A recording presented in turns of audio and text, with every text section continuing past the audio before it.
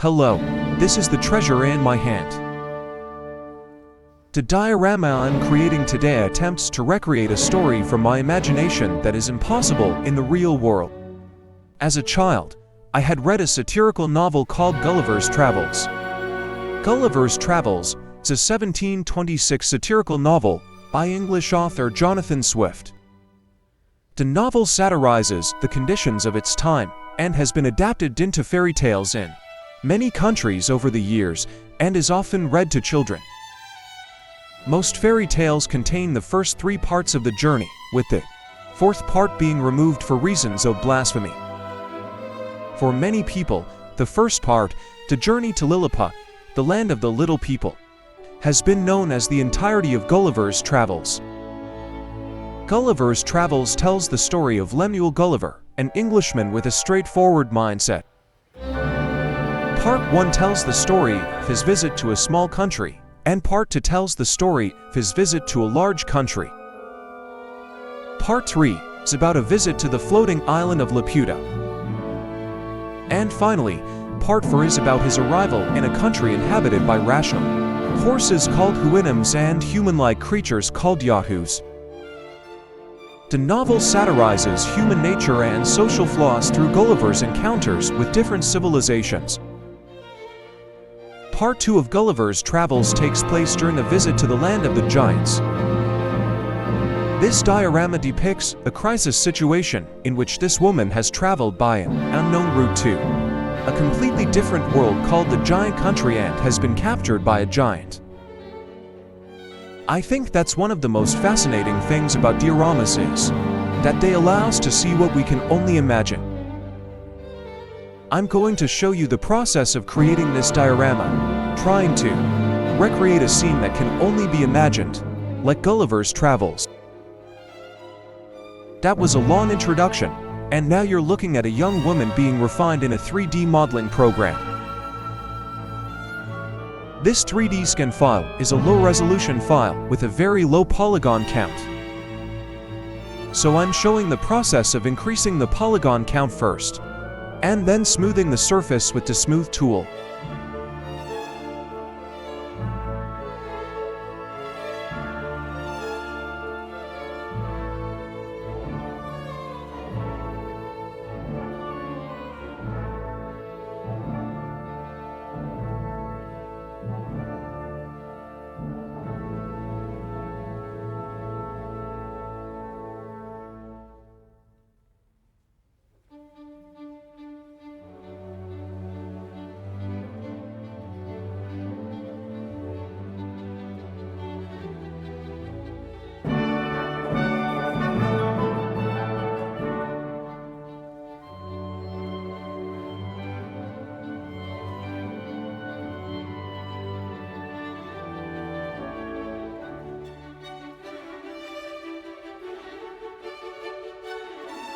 The process of refining the surface is complete. Now it's time to trim the giant hand of the giant country to the right proportions. The process of importing a 3D scan file and finding the best proportions, such as the angle or tilt of the hand. This is a process of temporarily placing it on a square pedestal of appropriate proportions. This is the process of importing a file of a woman who has been cleaned up and scaling her down to fit a smaller body. Simulate the approximate position of where she would stand. It's a process of shrinking it down to a reasonable size and reviewing it from multiple angles.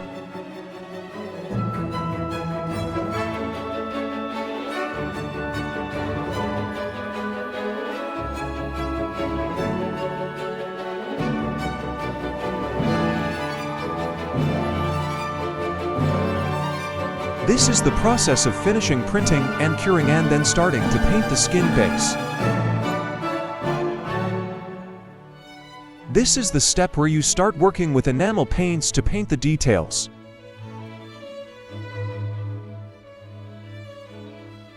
The face is the most important part, so I'm very careful and carefully apply natural blood colors.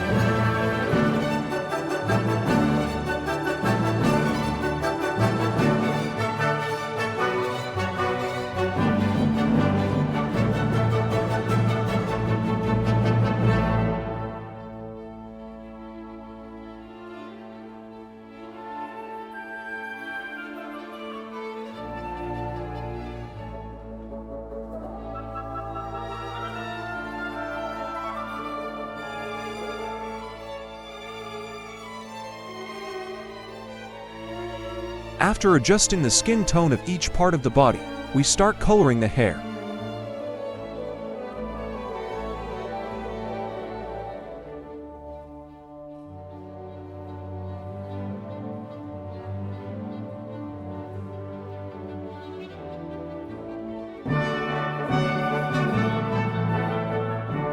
Now it's time to draw the eyebrows and pupils. The size is so small that it's not easy to present it as I intended. I'm painting the hair a little darker.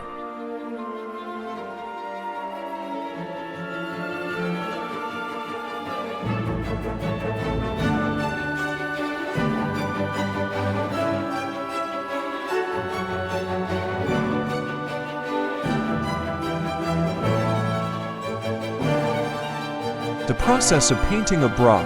This woman was probably in the pool and suddenly ended up in giant country.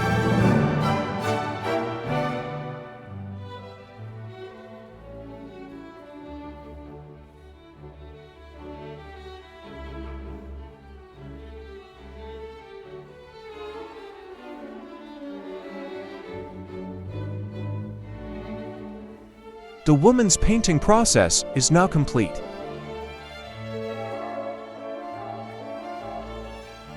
I was unable to capture the process of painting the lips and bracelet on video. The underlying skin tones are good, so I think the colors turned out well despite the very small size.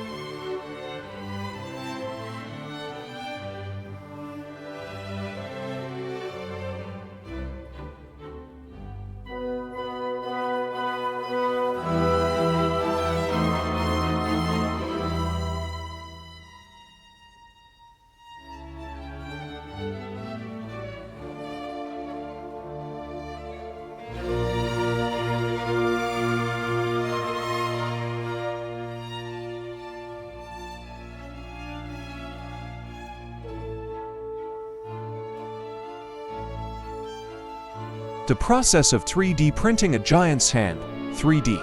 A screenshot at high speed.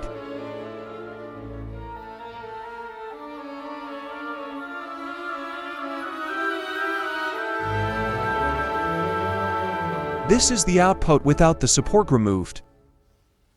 We'll skip the cleaning process that takes place before the curing operation. The progress of the curing operation.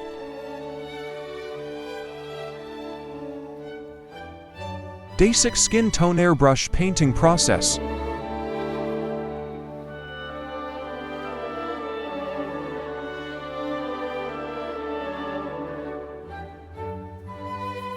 The process of painting with blue acrylic paint that is very lightly diluted in water.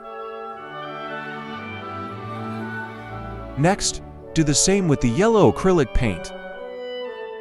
The reason for applying it over the base skin tone is to create a more realistic skin texture. Finally, do the same for the red acrylic paint.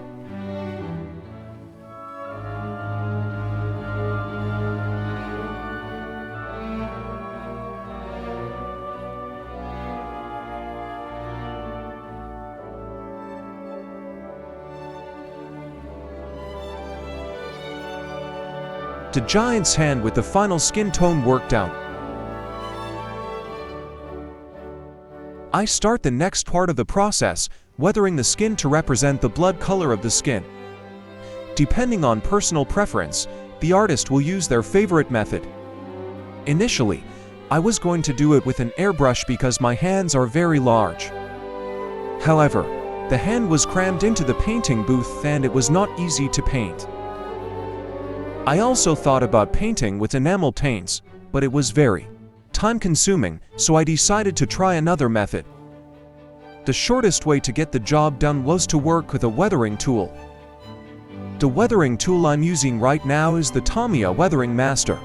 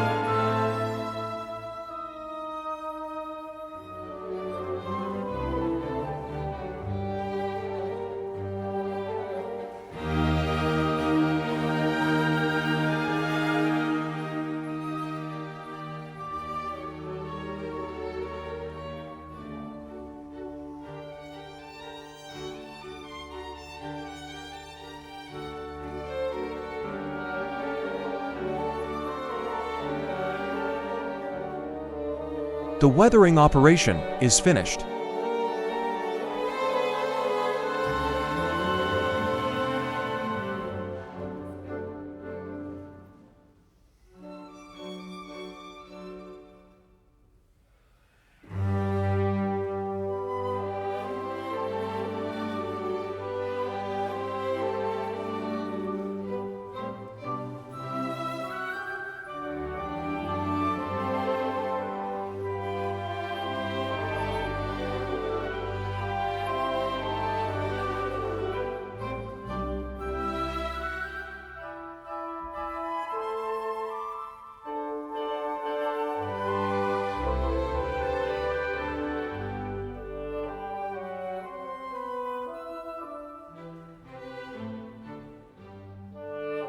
Start the process of painting the nails to make them more realistic.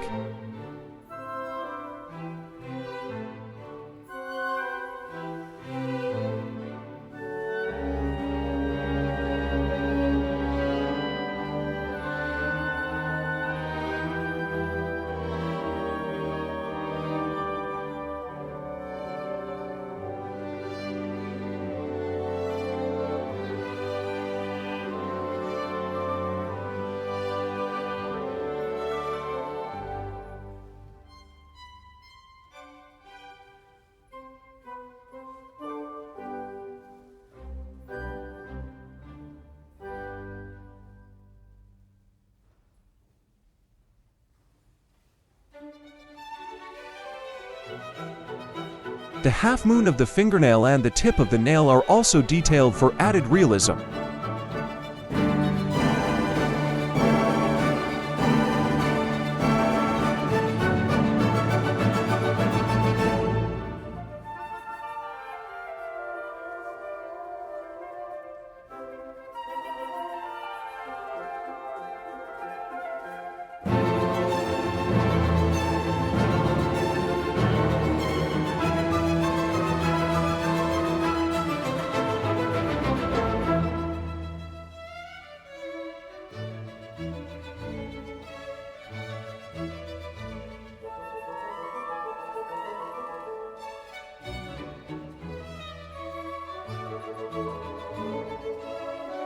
Apply clear resin over the painted nail and cure under a UV lamp.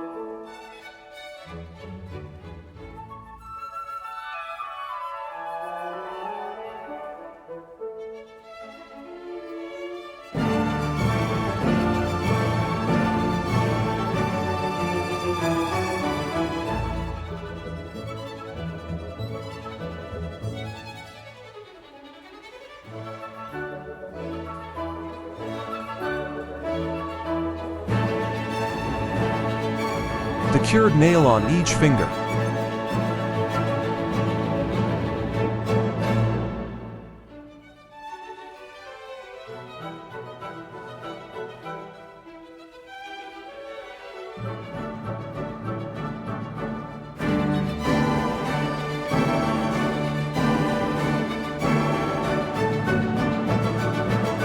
Check the status to see if the curing went well.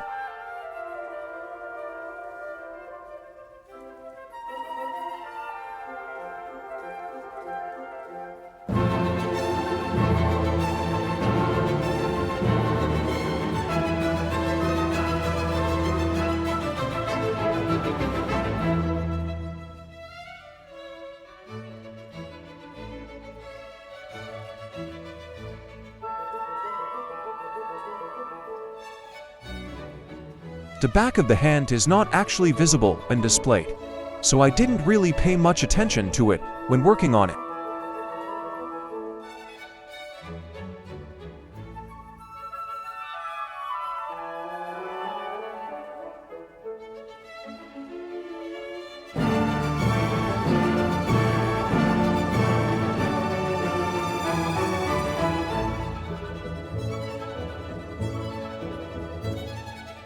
The hand neck looks like it has good weathering representation.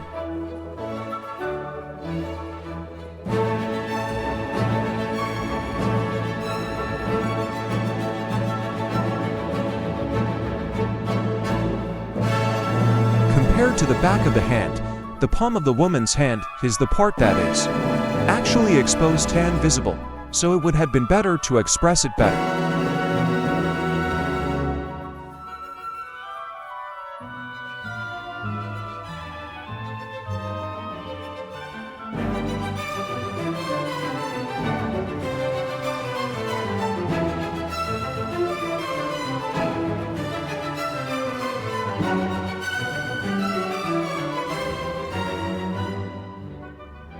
After all the weathering work, I'm doing a final check of each part of the hand under the light.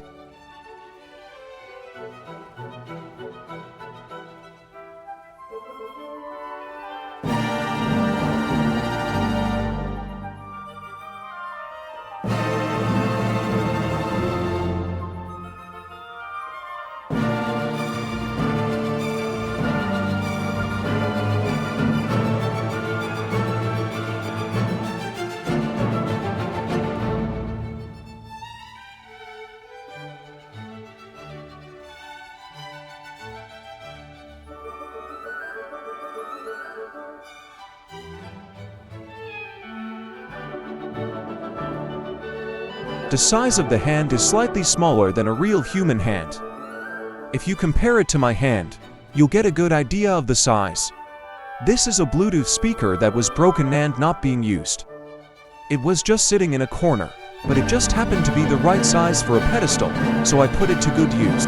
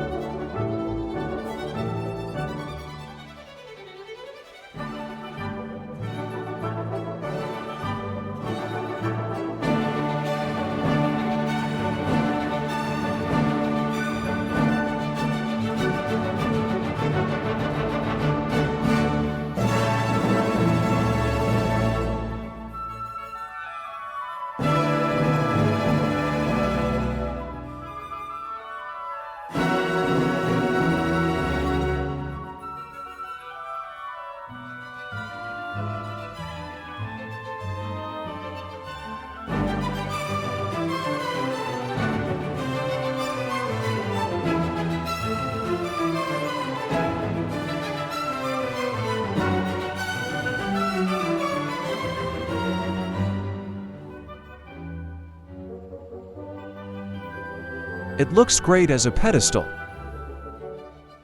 The completed diorama.